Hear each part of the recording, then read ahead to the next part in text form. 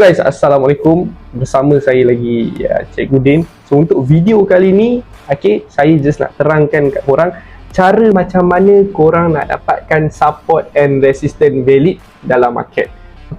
So tanpa melengahkan masa, saya akan kongsikan tips macam mana korang nak entry di kawasan yang valid untuk dibuat penukaran arah. Untuk format entry setup ini, yang pertama korang kena tahu, di setiap support and resistance yang ada dalam market, tak semuanya korang boleh entry. Tak semuanya korang mampu entry, tak semuanya boleh valid. Kadang-kadang kita entry bila price tu sampai ke resistance, and then apa yang berlaku, price tu tembus. Kadang-kadang kita sendiri pun tak percaya adakah support and resistance ni adalah satu ideologi yang betul ataupun benar.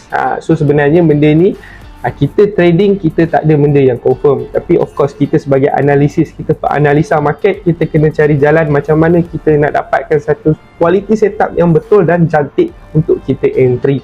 Alright, so sebagai contoh, saya dah buka dekat chart ini, saya buka di time frame M15, time frame yang kegemaran saya. Time frame ni nak dapat scalping boleh, nak dapat intraday boleh, nak dapat swing pun boleh. Time frame yang banyak dia respect dalam market, setiap hari dia akan respect. Alright, so sebagai contoh kita buka sekarang ni di time frame M15. Untuk korang tahu satu kawasan yang valid dalam market, yang pertama sebagai contoh kita ambil dekat sini ada satu resistance. Yang pertama kita tahu resistance adalah tempat di mana paras harga yang tertinggi di dalam market, di mana di situ ada seller. So sebagai contoh kita ambil yang point yang pertama. Di area sini kita nampak ada satu resistance, TANCE. So dekat situ ada satu resistance. Sebelum price create resistance ini, dia pernah berjaya break satu support. Satu support sebelum, bermaksud dekat sini ada satu support. So support sebelum dia ni, untuk kita kenal pasti sama ada resistance yang valid, dia wajib ataupun dia kena breakout kawasan support sebelum. So saya bagi tips sedikit untuk korang untuk pengetahuan korang, di setiap resistance yang ada dalam market, di setiap resistance yang terjadi disebabkan oleh seller, dan support terjadi disebabkan oleh buyer. Dua-dua ni saling berlawan di dalam market untuk menggerakkan harga semasa. Alright, so sebagai contoh kita tunjuk dekat sini, korang nampak ada satu resistance, and then korang nampak ada satu support, and then resistance di atas itu berjaya melakukan breakout di kawasan support. Dia berjaya membuat breakout. Dia buat breakout structure. So bila dia berjaya melakukan breakout, yang pertama kita dah kenal pasti, tadi kita ada seller, kita ada buyer. So bila seller hentam ataupun seller breakout buyer, so kawasan seller dekat atas itu adalah kawasan yang valid untuk kita ambil sebagai panduan untuk kita entry sell. Alright, so just marking sahaja di kawasan ini sebagai satu kawasan yang valid untuk kita sell. Alright, so bila price masuk dalam zone, kita boleh entry. So ada rejection dekat sini and korang boleh entry. Itu yang pertama. Saya tak akan kongsikan video ni, mapping ni secara randomly chart. Saya akan tunjuk dalam satu chart saja yang saya screenshot di M50, berapa banyak akan setup yang saya mampu backtest dengan korang pada malam ini. Alright, so sebagai contoh kita tengok lagi for the second, kita nampak dekat atas ni ada satu support dan satu resistance. Price sama saja macam tadi, price tu berjaya break satu seller, satu support, satu buyer. So bila price tu berjaya break satu buyer, tandanya seller dekat situ menguasai market. So bila seller menguasai market, kita akan referkan seller itu sebagai satu zone. So kita ambilkan dekat sini sebagai satu zone.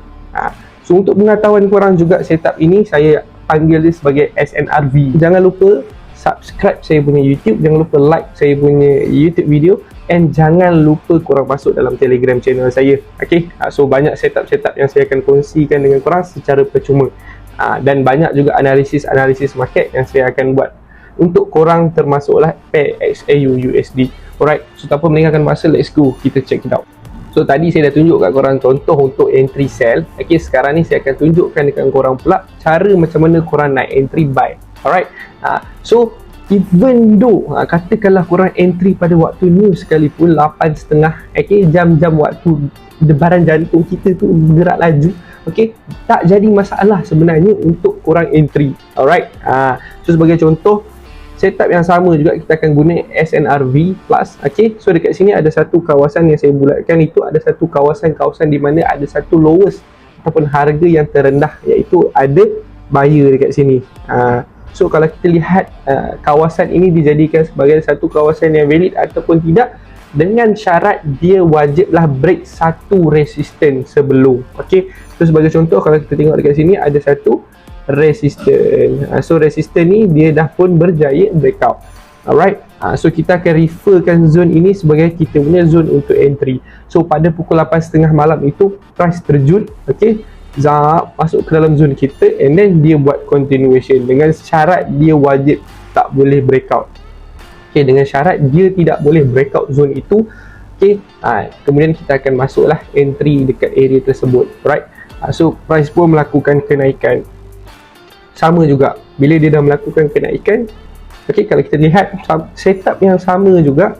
Okay, dekat highest dia ada satu resistance, dekat sini ada seller, and then sebelum price to create seller dia ada buat satu kawasan buyer dekat bawah sini, and then dia dah pun berjaya breakout. So bila price tu masuk ke dalam zone, dia turun. Okay, so macam mana nak benda ni valid ataupun tidak? Okay, SNRV ni dalam market terlampau banyak. Okay, ada beberapa persoalan. Dekat sini saya tunjuk hanyalah backtest. Okay, untuk tahu zone itu valid ataupun tidak, jika korang menggunakan M15, korang akan gabungkan dengan H1. Jika zone itu ada M15 sahaja, maka korang kena cari di zone H1 juga and combinekan dia sebagai satu zone. Barulah benda tu akan lebih efektif dan benda tu akan jadi lebih valid. Okay, macam saya akan combinekan kebanyakan H1 dan M15 sebagai saya punya refer untuk saya entry. Okay, so untuk di video yang akan datang saya akan kongsikan dengan korang cara macam mana korang nak entry, okay, menggunakan confirmation di dalam zone SNRV Plus ni.